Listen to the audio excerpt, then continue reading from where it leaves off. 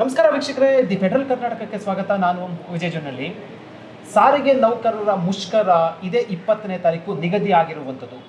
ಸರ್ಕಾರ 12.5% ವೇತನವನ್ನು ಹೆಚ್ಚಳ ಮಾಡಿದ್ರೂ ಕೂಡ ಸಾರಿಗೆ ನೌಕರರ ಮುಷ್ಕರಕ್ಕೆ ಮುಂದಾಗಿರುವಂಥದ್ದು. ಜಂಟಿ ಕ್ರಿಯಾ ಸಮಿತಿ ಈ ಸಂಬಂಧಪಟ್ಟ ನಿರ್ಧಾರವನ್ನು ಕೈಗೊಂಡಿರುವಂಥದ್ದು. ನಮ್ಮ ಬೇಡಿಕೆ ಈಡೇರಿಲ್ಲ, ನಮ್ಮ ಬೇಡಿಕೆಗೆ ಸರ್ಕಾರ ಕೇವಲ 12.5% ಏನು ವೇತನ ಹೆಚ್ಚಳ ಮಾಡೋದು ಸಾಲದು ಅನ್ನುವಂಥದ್ದು ಕೂಡ ಹೇಳಿರುವಂಥದ್ದು. ಈ ಬಗ್ಗೆ ಮಾತಾಡೋಕ್ಕೆ ಜಂಟಿ ಕ್ರಿಯಾ ಸಮಿತಿಯ ಪ್ರಮುಖರಾದಂಥ ವಿಜಯ್ ಭಾಸ್ಕರ್ ಸರ್ ನಮ್ಮ ಜೊತೆ ಇದ್ದಾರೆ. ಅವ್ರು ಮಾತಾಡ್ತಾ ಹೋಗ್ತಾರೆ. ಸರ್, ಈಗ ಮುಷ್ಕರಕ್ಕೆ ನಿರ್ಧಾರ ಏನಾಗಿದೆ? 12.5% ಕೊಟ್ಟಿರುವಂತಹ ವೇತನ ಹೆಚ್ಚಳ ಒಪ್ಪಿದ್ದೀರಾ? ನಾವು 25% ವೇತನ ಹೆಚ್ಚಳ ಕೇಳಿದ್ದೀವಿ. ಅದು 1/1/24ರಿಂದ ಆಗಬೇಕು ಅನ್ನೋದು ನಮ್ಮ ಬೇಡಿಕೆ.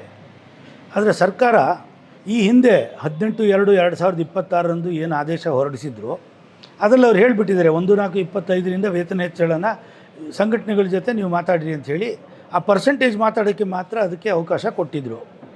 ನಾವು ಆ ಅವಕಾಶನ ಉಪಯೋಗ ಮಾಡಿಕೊಂಡು ಮಾತುಕತೆ ಮುಂದುವರಿಸಿದ್ವಿ.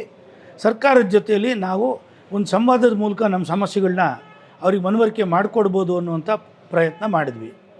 ಆದರೆ ಸರ್ಕಾರ 29ನೇ ತಾರೀಕುವರೆಗೂ ನಮ್ಮ ಜೊತೆಯಲ್ಲಿ ಮಾತುಕತೆಯಲ್ಲಿ ಜೊತೆಯಲ್ಲಿದ್ದರು. ಈಗ ಏಕಾಏಕಿ ನಿನ್ನೆ ಅವರು ಆದೇಶ ಹೊರಡಿಸಿ ನಮ್ಮನ್ನೇನು ಕೇಳಲಿಲ್ಲ, ನಮ್ಗೆ ಹೇಳಲಿಲ್ಲ, 12.5% ಅಂತ ಆದೇಶ ಮಾಡಿದ್ದಾರೆ. ನಾವು ಇದನ್ನು ಒಪ್ಪಲಿಕ್ಕೆ ಸಾಧ್ಯ ಇಲ್ಲ. ಈ ತೀರ್ಮಾನವೂ ಒಪ್ಪಲಿಕ್ಕೆ ಸಾಧ್ಯ ಇಲ್ಲ, ಈ ತೀರ್ಮಾನ ಮಾಡಿದಂಥ ವಿಧಾನವೂ ಒಪ್ಪಲಿಕ್ಕೆ ಸಾಧ್ಯ ಇಲ್ಲ. 1/1/24ರಿಂದ ಹಳೆ ಆದೇಶನ ನೀವು ವಾಪಸ್ ತೊಗೊಂಡು 1/1/24ರಿಂದ ನಮಗೆ ವೇತನ ಹೆಚ್ಚಳವನ್ನು ಕೊಡಬೇಕು ಅಂತ ನಾವು ಕೇಳಿದ್ವಿ. ಪರ್ಸೆಂಟೇಜ್ ವಿಚಾರದಲ್ಲಿ ಚರ್ಚೆ ಮಾಡಲಿಕ್ಕೆ ನಾವು ತಯಾರಿದ್ವಿ. 25 ಕೇಳಿದ್ದೀವಿ. ಅದು ಚರ್ಚೆ ರಾಮಲಿಂಗಾರೆಡ್ಡಿಯವ್ರು ಹೇಳಿದ್ರು 29ನೇ ತಾರೀಕು 7% ಅಂತಿಮ ಅಲ್ಲ, 25 ಕೊಡೋಕ್ಕೆ ಆಗೋದಿಲ್ಲ ಅಂದರು. ಹಾಗಂದ ಮೇಲೆ ನಮ್ಮ ಜೊತೆಯಲ್ಲಿ ಮಾತುಕತೆ ಮಾಡಿ ಅದನ್ನು ಇತ್ಯರ್ಥ ಮಾಡಬೇಕಾಗಿತ್ತು. ಅವ್ರಿಗೊಂದು ಧರ್ಮ ಇತ್ತು. ನಾವು ಹೇಳಿದ್ವಿ, ನಾವು ಚೀಫ್ ಮಿನಿಸ್ಟರ್ ಹತ್ರ ಮಾತಾಡಿ ನಾನು ಅದನ್ನು ಅಂತಿಮ ಘೋಷಣೆ ಮಾಡಿಬಿಡ್ತೀನಿ ಅಂದರು. ನಾವು ಹೇಳಿದ್ವಿ, ಆ ರೀತಿ ಮಾಡಬೇಡ್ರಿ, ನಮಗೆ ಭಾಳ ಕಷ್ಟ ಆಗುತ್ತೆ. ನಾವು ಆ ರೀತಿಯಾದಂಥ ನೀವು ತೀರ್ಮಾನಗಳನ್ನ ಒಪ್ಕೊಂಡು ಜನಗಳನ್ನ ಕನ್ವಿನ್ಸ್ ಮಾಡೋಕ್ಕೆ ನಮಗೆ ಸಾಧ್ಯ ಆಗೋದಿಲ್ಲ. ನೀವು ಮೀಟಿಂಗ್ ಕರೀರಿ, ಚರ್ಚೆ ಮಾಡೋಣ ಅಂತ ನಾವು ಹೇಳಿದ್ವಿ. ಅದಕ್ಕೆ ಅವರು ಆಯಿತು, ಒಂದು ಸಭೆ ಕರಿತೀನಿ ನಾನು ಅಂದರು. ಈಗ ಸಭೆನೂ ಇಲ್ಲ, ಏನೂ ಇಲ್ಲ. ಹಿಂದೆ ಯಾವ ಥರ ಮಾಡಿದ್ರು ಇವತ್ತು ಅದೇ ಥರ ಆದೇಶನ ಏಕಪಕ್ಷೀಯವಾಗಿ ಹೊರಡಿಸಿದ್ದಾರೆ. ಸೊ ಏಕಪಕ್ಷೀಯ ಆದೇಶನೂ ನಾವು ಒಪ್ಪಲಿಕ್ಕೆ ತಯಾರಿಲ್ಲ. ಮತ್ತು ಈ 12.5% ತೀರಾ ಇನ್ಅಡಿಕ್ವೇಟು. ನಾವು 25% ಕೇಳಿದ್ದೀವಿ.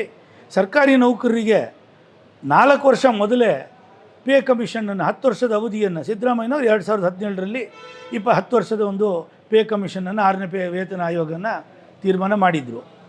ಈಗ 4 ವರ್ಷ ಮೊದಲೇ ಸರ್ಕಾರ ಪೇ ಕಮಿಷನ್ನ ಒಟ್ಟು ತಾತ್ಕಾಲಿಕ ಮತ್ತು ಅಂತಿಮ ಎರಡೂ ಸೇರಿ 27.5% ಕೊಟ್ಟಿದ್ದಾರೆ.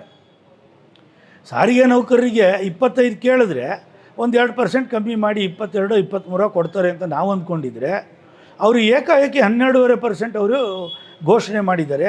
ಅದು 1/1/24ರಿಂದ ನಾವು ಕೇಳ್ತಾ ಇದ್ದರೆ ಅವರು 1/4/25ರಿಂದನೇ ಮಾಡಿದ್ದಾರೆ. ಈ ಯಾವುದನ್ನು ನಾವು ಒಪ್ಪೋದಿಲ್ಲ. ಆದ್ದರಿಂದ ನಮ್ಮ ಮುಷ್ಕರದ ನೋಟಿಸು ಚಾಲ್ತಿಯಲ್ಲಿರುತ್ತೆ. ಏನೇ ಪರಿಣಾಮಗಳಾಗಲಿ ಮುಷ್ಕರ ನಡೆಯುತ್ತೆ, ಖಂಡಿತ ನಡೆಯುತ್ತೆ.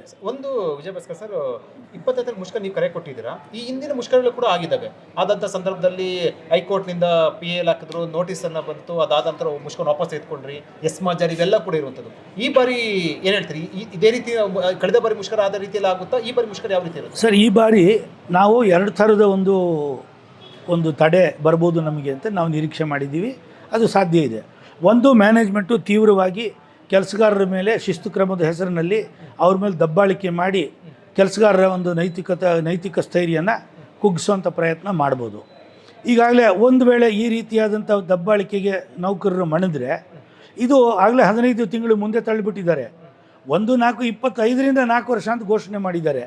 15 ತಿಂಗಳ ಅರಿಯರ್ಸೂ ಇಲ್ಲ. ನಮ್ಮ ಇಡೀ ಒಪ್ಪಂದ ವೇತನ ಪರಿಷ್ಕರಣೆ ಪ್ರಕ್ರಿಯೆ 15 ತಿಂಗಳು ಮುಂದೆ ಹೋಗಿದೆ.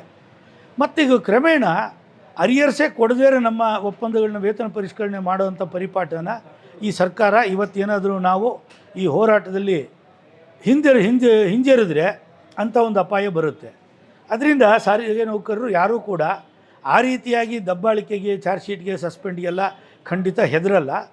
ಮತ್ತು ಈ ಡಿಮಾಂಡ್ಗಳನ್ನು ಪೂರ್ತಿಯಾಗಿ ಒಪ್ಕೊಂಡ್ರೂ ಕೂಡ ಸರ್ಕಾರ ಒಂದು ವೇಳೆ ಈ ಕೆಲಸಗಾರರನ್ನು ಈ ರೀತಿಯಾಗಿ ಸಸ್ಪೆಂಡು, ಡಿಸ್ಮಿಸ್ಸು, ಟ್ರಾನ್ಸ್ಫರ್ಗಳನ್ನ ಮಾಡಿ ಮತ್ತು ಅವರ ಸ್ಟ್ರೈಕನ್ನು ಅಂತ್ಯ ಮಾಡಲಿಕ್ಕೆ ಸಾಧ್ಯ ಆಗೋದಿಲ್ಲ. ಅದರಿಂದ ನಾವು ಮುಂದುವರಿಸ್ತೀವಿ ಅಂತ ಕ್ರಮಕ್ಕೆ ಅವರು ಮುಂದಾದರೆ.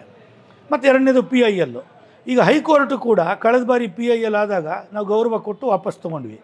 ಅದರಿಂದ ನಮಗೆ ಸಿಕ್ಕಿದ್ದೇನೋ ನಮ್ಮ ವೇತನ ಪರಿಷ್ಕರಣೆ 15 ತಿಂಗಳು ಮುಂದೆ ಹೋಯಿತು.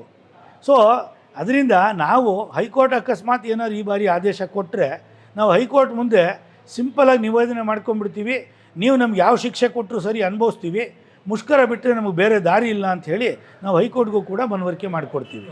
ಮುಷ್ಕರ ಅಂದರೆ ಈಗ ನೀವು ಸ್ಟೇರಿಂಗ್ ಹಿಡಿಯೋದಿಲ್ಲ, ಸೊ ಬಸ್ಸುಗಳು ಓಡಿಸೋದಿಲ್ಲ, ಹೌದು, ಪ್ರತಿಭಟನೆ ಅಷ್ಟೇ. ನಾವು ಪ್ರತಿಭಟನೆ ಅಂತ ಹೇಳಿ 1,07,000 ಜನ ಒಂದು ಊರಲ್ಲಿಲ್ಲ, ಅಥವಾ ನಾವು ಒಂದು ಕಡೆಗೆ ಅದನ್ನು ಪ್ರತಿಭಟನೆ ಮಾಡೋದು ಆಗದೇ ಇರೋ ಕೆಲಸ. ಅದರಿಂದ ನಾವು ಕೆಲಸ ಮಾಡೋದಿಲ್ಲ, ಕೆಲಸಕ್ಕೆ ಹಾಜರಾಗೋದಿಲ್ಲ ಅಷ್ಟೇ. 20ನೇ ತಾರೀಕು ಕಾಂಗ್ರೆಸ್ ಸರ್ಕಾರದ 3ನೇ ವರ್ಷದ ಸಮಾವೇಶ ಇರುವಂಥದ್ದು. ಕೋಇನ್ಸಿಡೆಂಟ್ ಅಂದರೆ ನೀವು ಮುಷ್ಕರ ಕರೆ ಕೊಟ್ಟಿರೋ ದಿನ ಮತ್ತು ಸಮಾವೇಶ ಕೂಡ ಇರುವಂಥದ್ದು, ದೊಡ್ಡ ಮಟ್ಟದ ಸಮಾವೇಶ ಮಾಡಿದ್ರೆ ನೀವು ಎಲ್ಲವೂ ಕೂಡ ಡಿಪೆಂಡ್ ಆಗಿರುವಂಥದ್ದು KSRTC ಬಸ್ಸುಗಳು ಮತ್ತು BMTC ಬಸ್ಸುಗಳ ಮೇಲೆ ಡಿಪೆಂಡ್ ಆಗಿರುವಂಥದ್ದು. ಸೊ ಅದಕ್ಕೆ ಎಫೆಕ್ಟ್ ಆಗುತ್ತಾ? ಇಲ್ಲ, ಖಂಡಿತ ಆಗುತ್ತೆ. ಈಗ ನಾವು ಮುಷ್ಕರಕ್ಕೆ ಕರೆ ಕೊಟ್ಟ ಮೇಲೆ ಅವರು ಸುಮಾರು 4,000 ಬಸ್ಸುಗಳನ್ನ ಎಲ್ಲ ಕಡೆಗೂ ಬುಕ್ ಮಾಡಿದ್ದಾರೆ ಅಂಥೇಳಿ ಸುದ್ದಿ ಬಂದಿದೆ. ಈ 4,000 ಜನ ಡ್ರೈವರ್ಸು ಡ್ಯೂಟಿಗೆ ಬರಲಿಲ್ಲ ಅಂತಂದರೆ ಖಂಡಿತವಾಗ್ಲೂ ಅವ್ರ ಸಮಾವೇಶ ಅಸ್ತವ್ಯಸ್ತ ಆಗುತ್ತೆ. ಒಂದು ನಾವು ಕೇಳೋದು, ಈ ಒಂದು ಸರ್ಕಾರದ ಸಾಧನೆಯ ಸಮಾವೇಶದಲ್ಲಿ ಮೊದಲ ಹಕ್ಕುದಾರರು ನಾವೇ ಅಂಥೇಳಿ ಹಲವಾರು ಕಡೆ ನಾನು ಹೇಳಿದ್ದೀನಿ. ಕಾರಣ ಏನು? ಸರ್ಕಾರದ ಪ್ರತಿಷ್ಠಿತ ಶಕ್ತಿ ಯೋಜನೆಯನ್ನು ಹಲವಾರು ಸಂಕಷ್ಟಗಳ ಮಧ್ಯೆ, ಇತಿಮಿತಿಗಳ ಮಧ್ಯೆ ಯಶಸ್ವಿಯಾಗಿ ಜಾರಿ ಮಾಡಿದವರು ಸಾರಿಗೆ ನೌಕರರು. ಅಕಸ್ಮಾತ್ ಸರ್ಕಾರ 3 ವರ್ಷದ ಸಾಧನೆಯ ಸಂಭ್ರಮನ ಆಚರಣೆ ಮಾಡುತ್ತೆ ಅಂದರೆ ಆ ಸಂದರ್ಭದಲ್ಲಿ ಸಾರಿಗೆ ನೌಕರನ್ನ ಮುಷ್ಕರಕ್ಕೆ ದೂಡೋದು ಸರ್ಕಾರಕ್ಕೆ ಶೋಭೆ ತರುವಂಥ ವಿಚಾರ ಅಲ್ಲ. ಆದ್ದರಿಂದ ನಿಮ್ಮ ಈ ಸಾಧನೆಯ ಸಂಭ್ರಮದ ಸಮಾವೇಶದಲ್ಲಿ ನಾವು ಕೂಡ ಭಾಗಿಯಾಗ್ತೀವಿ. ನೀವು ನಮ್ಮ ಬೇಡಿಕೆಯನ್ನು ಈಡೇರಿಸಿ. ಇಲ್ಲದೇ ಇದ್ದರೆ ನಮ್ಮ ಮುಷ್ಕರ ನಿಮ್ಮ ಸಾಧನೆಯ ಸಂಭ್ರಮಕ್ಕೆ ಖಂಡಿತವಾಗ್ಲೂ ಕುತ್ತು ತರುತ್ತೆ ಅಂತ ಹೇಳಿ ಹೇಳಲಿಕ್ಕೆ ಇಷ್ಟಪಡ್ತೀನಿ. ಸರ್ಕಾರ ಅದನ್ನು ಆದೇಶ ಮಾಡ್ತು, ಒಂದು ಹೇಳಿಕೆಯನ್ನು ಕೂಡ ಕೊಟ್ಟಿದ್ದಾರೆ ಸರ್ಕಾರದಿಂದ ಮತ್ತು ಸಚಿವರು ಕೂಡ. ಮತ್ತೆ ನಾವೇನೋ ಪರಿಷ್ಕರಣೆ ಮಾಡೋಕ್ಕೆ ಹೋಗೋದಿಲ್ಲ. ಒಂದು ಅದು ಯಾವ ರೀತಿ ಅಂದರೆ ಅವ್ರು ಮುಷ್ಕರ ಮಾಡ್ಕೊಳ್ಳಿ